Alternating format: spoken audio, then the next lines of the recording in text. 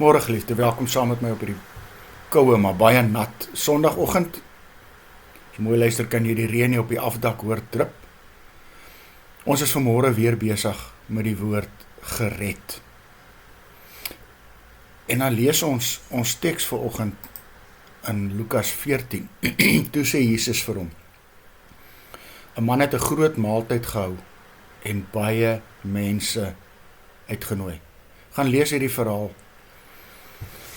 Die Here vertel by hierdie ete waar hy uitgenooi is by die Fariseërs, praat hy oor die koninkryk van God en die fees wat daar is. En dan vertel hy hierdie verhaal. Hy sê 'n man het 'n groot feesmaal beplan, groot ete. En hy het almal genooi wat sy vriende was. En toe die tyd vir die feesmaal reg is, toe stuur hy sy werkers uit en sê, gaan nooi die mense, bring hulle. Sê vir hulle die fees is reg. En hulle het almal verskonings gehad, die een na die ander. Toe hulle terugkom en dit vir die man vertel, toe raak hy baie kwaad. En hy sê, nou gaan julle na die uithoeke van die dorp toe. Julle gaan haal al die blindes, die krepeles, die siekes, die armes. Julle bring almal van hulle. En kom ons vier saam met hulle fees, want die een van hulle wat aanvanklik genooi is, sal my ete proe nie.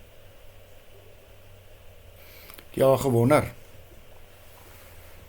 of jy God se eerste keuse was? Ek het al baie gehoor dat mense wat bekendheid gewerf het, gesê het, maar hulle glo nie hulle is God se eerste keuse nie. Maar geliefde, die groot ding is, God het ons wel gekies. Het ons gered. As dit nie daarvoor was nie. Ons is dalk nie die eerstes wat genooi is nie. Ons was dalk maar verseker op die strate, die armes. Maar God kies ons, red ons en wil ons gebruik. Here Jesus, ek is klein, swak, onkundig en onrein. Laat my groot word tot U eer. Laat my daagliks van U leer. O Jesus, neem my. O Jesus, lei my.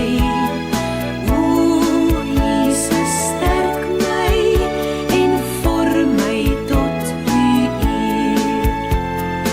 Jesus, laat my nooit vergeet dat U alles van my weet. Al is niemand ook by my, bly die Here naby my. O Jesus, neem my. O Jesus, lei my. O Jesus, sterk my en vorm my tot U eer. Here Jesus, toe kies U my. Dankie. Dankie daarvoor. Amen. Liefde, mag jy saam met my 'n wonderlike Sondag beleef.